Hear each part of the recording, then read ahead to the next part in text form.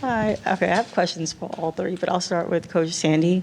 Obviously, it's just the preseason, so what do you make of today's game? And also, how do you balance like wanting to win, but also like knowing that this is still like a development stage, evaluation stage for this group? Yeah, no, it's a great game. Exactly what we needed. These are the games you learn the most from what you've put in and where you need to go. And I thought, Connecticut was very physical against us, and we didn't handle it as well. But, the turnovers, wasn't happy with that. Our decision-making wasn't very great.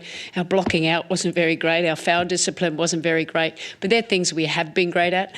So it's a little bit of a focus there. We got a little clunky in some of the stuff we did at both ends of the floor and a little uncharacteristic. But that's why these games really are important for us. And of course, obviously, we wanted to get a little flow here, not overplay them too much, but to evaluate what we need to do as we move forward. What areas have you seen the most growth since the start of training camp? Look, I think today, we wanted to run more, but you couldn't run more because we fouled them and they were scoring. So it really took us out of what we're really good at in that regard. There's a lot of areas we need to get better at, but it is preseason, so these games, it gives us a little more sense of urgency. So in the end, I loved it. It was good. Maureen, I have a question for you. First and foremost, welcome back to Brooklyn. You obviously spent last season with your national team. Now that you're back, what areas of your game do you think you've grown the most with over the last year that can benefit the team this season? I think I'm trying to be aggressive, maybe more drive into the rim. I'm trying to do as much as I can on the court, but I think driving was one part I was working on. Sorry, y'all, don't mean to hog, but Rebekah, I have a question. You're returning, obviously, from an injury last season. How did it feel to just get out there tonight? Fun. It's been a long time, so I was just grateful to play and made sure I enjoyed it, which I did. So fun is the main thing. Yeah. You did have a chance to watch and observe last season. So how did that help? Just being around the team and kind of knowing the system.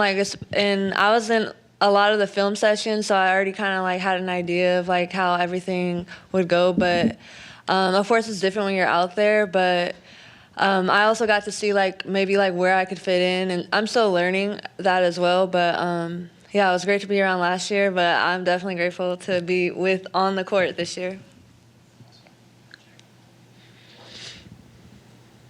For you, you looked very comfortable in this newer offense. So I'm just curious, what is it about the 2025 offense that's different from the offense you played here 2 years ago?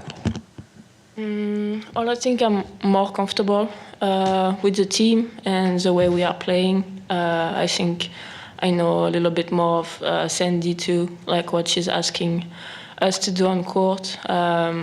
Right now I'm feeling good, I'm playing with confidence. And we'll try to keep the same confidence on court, but I'm feeling good.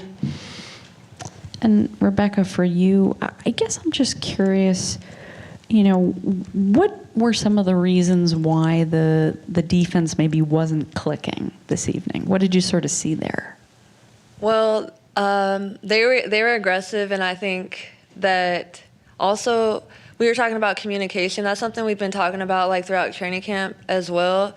And I feel especially now with the fans and it being loud and stuff, we have to over communicate. But I think we'll get that chemistry as we continue, even having this game under our belt. It'll get better next game and continue to get better as we move forward. Sandy, Natasha mentioned that this game was kind of a reality check for you, and you mentioned urgency at the top of this press conference. Are you surprised at where you guys are at, or is this kind of where you thought the team would be? You never know. until you have these games. This is how you evaluate yourself. Not going against the practice guys; it's not really real. And but just getting a WNBA opponent, regardless of who it is. We lost by 50 last year to Chicago. Don't forget that. So it's just a good lesson for me. These lessons so important for our development, and we know we're still missing some really key players and how we want to play that's really impactful. And, I limited Tash today and Sabrina deliberately, and because it is pre-season, we're evaluating them.